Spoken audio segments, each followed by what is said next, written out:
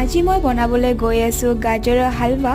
কাৰ কাৰ favourite হয় মোক comment কৰি জনাই দিবলৈ নাপাহৰিব। তেতিয়াহ'লে অকণো পলম নকৰি বনাও বলক।